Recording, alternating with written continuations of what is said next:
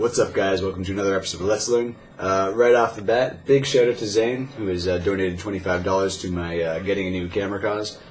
Thanks a lot for that, man. That is awesome. And we only have about 5 days left, so if you haven't donated already and you want to help me out with that, that would be awesome. There's a link to the Indiegogo account down below. Again, if you don't know what I'm talking about, I'm just trying to raise some money to get a new camera because you can see my video quality isn't that good. But anyway, enough about that. Today we're looking at another user request. In fact, Zane, for donating $25, his sort of reward in that price bracket, is requesting the new song. So he has requested Subdivisions, as performed by Jacob Moon. Okay, so this song is going to be a little bit more sort of intermediate than some of the stuff we do, just because we're looking at alternate tunings and kind of how you learn things by ear when they're in funny tunings. Or at least how I approach it. Okay, so with that said, if you don't have this song on your computer, which you probably don't, just hit up YouTube and search for Subdivisions by Jacob Moon. I'll also have a link to that in the description. Why not? Okay, so how do you approach learning something like this? Well, I mean, we're at a bit of an advantage because we have a YouTube video to use, but I will say that in learning this song, that actually isn't that useful. It's always nice to see and be like, okay, yeah, like I'm doing something similar. But you actually really don't need the video to figure this song out. So, with that said, I'm in standard tuning right now, just because I want to show you exactly how I get to the tuning I get to. So again, it might seem a little bit like, why is this taking so long to get where we're going? I just want you to understand how we're getting where we've got, which is usually what we're trying to do. So let's get to it. I've got the video playing here. Hopefully you can hear it. Let's turn it up a bit. Subdivisions.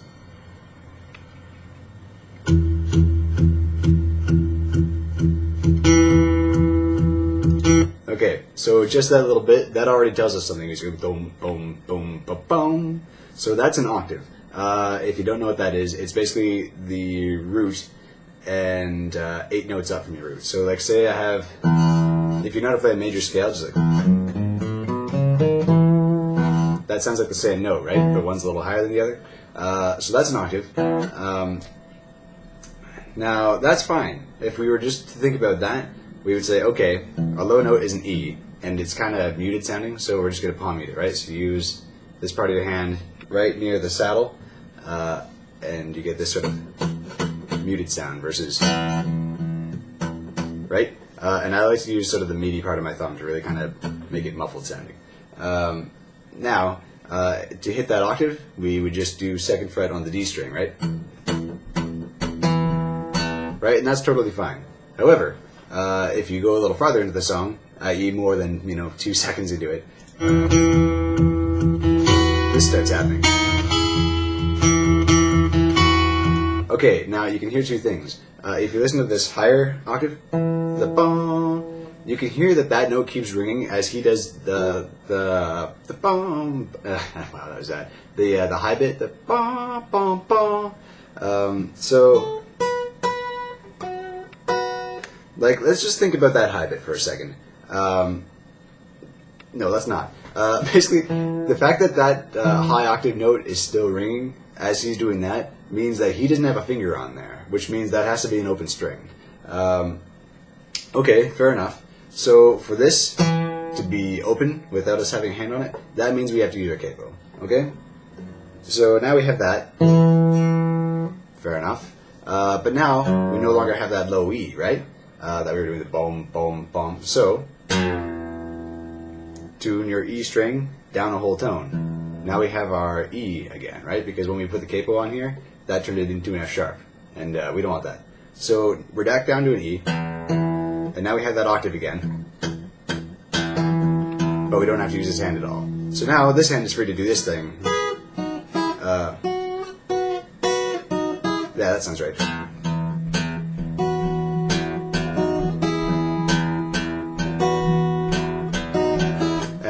The reason I'm not telling you what the fingering is on this stuff is because that's going to change. But again, the way to figure this stuff out again, at least the way I approach it, is don't detune any more than you need to, right? So, you know, only detune as you go and as it becomes evident that the tuning you're in isn't going to work. Because right now, into the song, you know, basically capoing on 2 and then going to drop D, that's all we've done, and so far, that's totally fine. And if we could do the whole song just like that, do that. So we could go.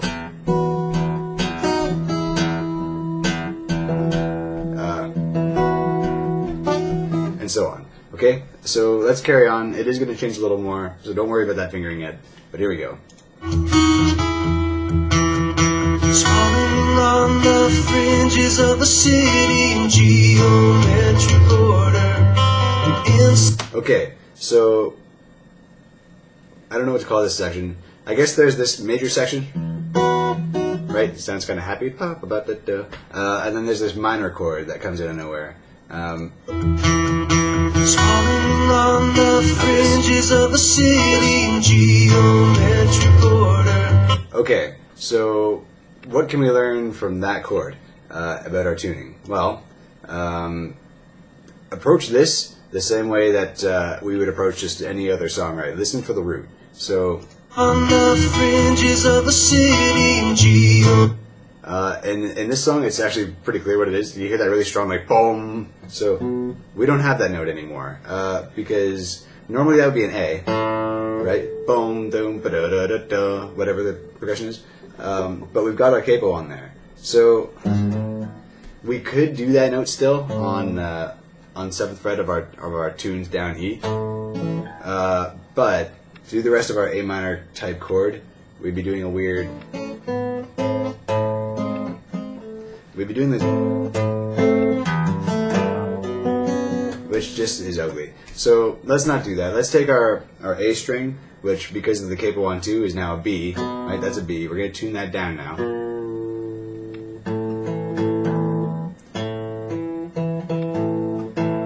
And the tricky thing is when you have songs like this where you're tuning a lot of different strings, that changes the tension on the neck. So as you loosen strings, right, the neck will bend backwards, and that's going to throw everything else out of tune. So you have to tune a lot.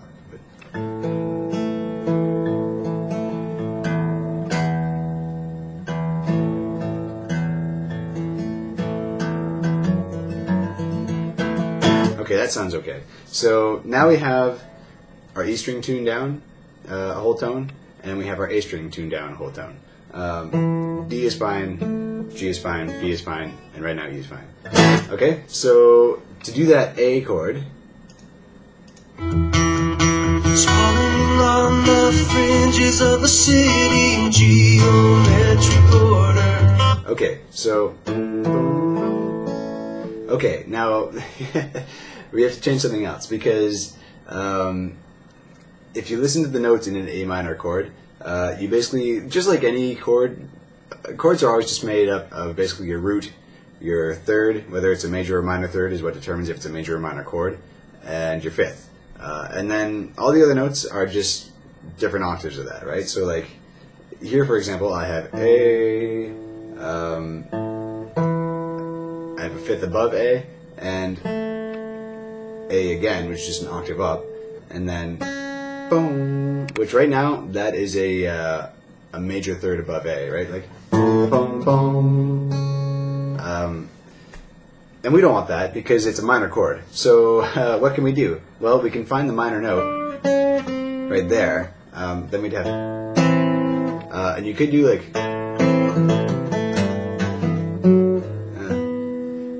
but that doesn't sound good because if you listen to the little picking part that he does right after, Insulated border. that thing, what I can hear there is that note is also left ringing as he does the rest of the picking pattern, right? So listen carefully for that. I'll play it again, but listen for this note. When he goes the boom, boom, boom, boom, he leaves it ringing. Insulated border.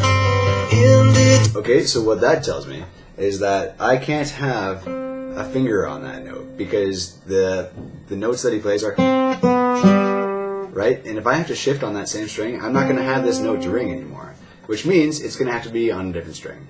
And basically to do that, we're gonna have to take our B string, which right now is a major third above A. Right? That sounds kind of nice and happy. And we're gonna tune that down a semitone or a half step. So it sounds like that note that he's leaving ringing, which now is a minor third.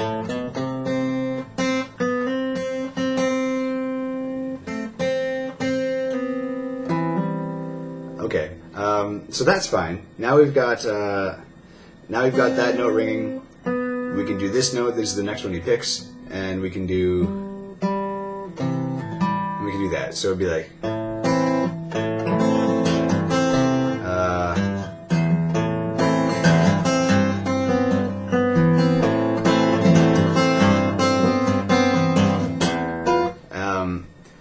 Okay, so again, just bear with me. I am going to explain all the fingering and everything for how to play this, but again, the first bit of this video is just going to get into the tuning and how we get there.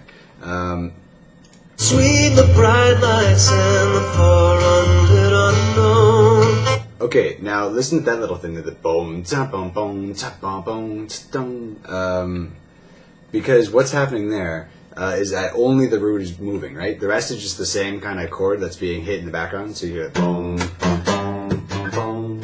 And every time you have that, it's like.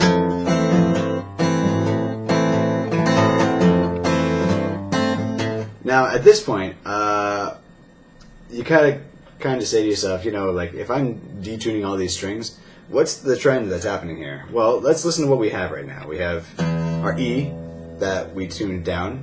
We have our A, which is the same. We have our D, which is the same. I'm sorry, the A isn't the same. We have our E tuned down. We have our A tuned down. We have our D that stays the same. We have our G that stayed the same.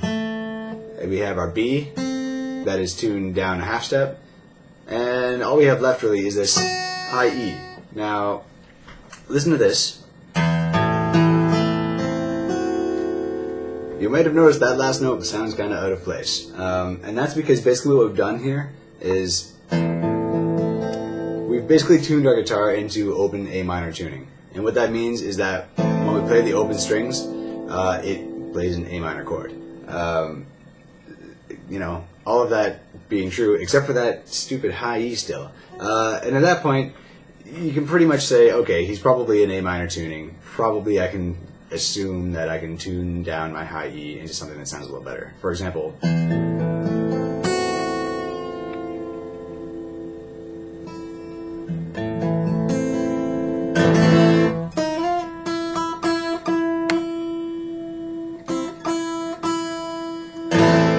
there we go. So now you can see, no hands, I can just strum the guitar, and it's going to sound like a nice open chord, rather than the usual sort of like. No, I have another guitar on the floor, but rather than the usual sort of mess of sound that just like an open strummed standard tuning guitar is. And you'll see in a second that, in fact, yes, if we didn't tune that string down like we just did, there's a part coming up in the song that we wouldn't be able to play. So let's look at that now. Indeed sweet the bright lights and the far unlit unknown. Unlit unknown.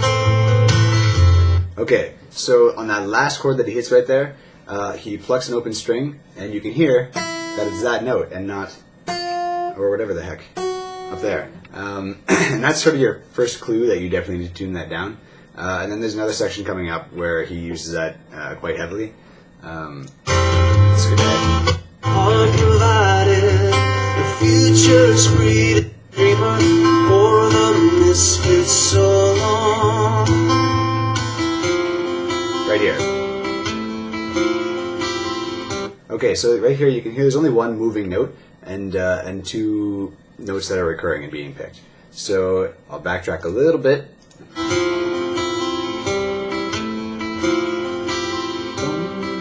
Subdivisions. In my high school hall. Right, so you can hear there's just really this moving note, wherever it is.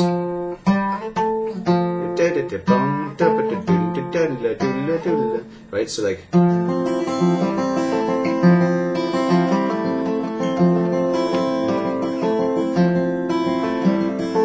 Right, so that's how you know that's what your tuning is. All right, and I think what I'm gonna do is I'm gonna stop this video right here, and this will be part 1 of learning this song. Okay, so once again, very quickly, this is what your tuning is that you need to have going into part 2 of this video.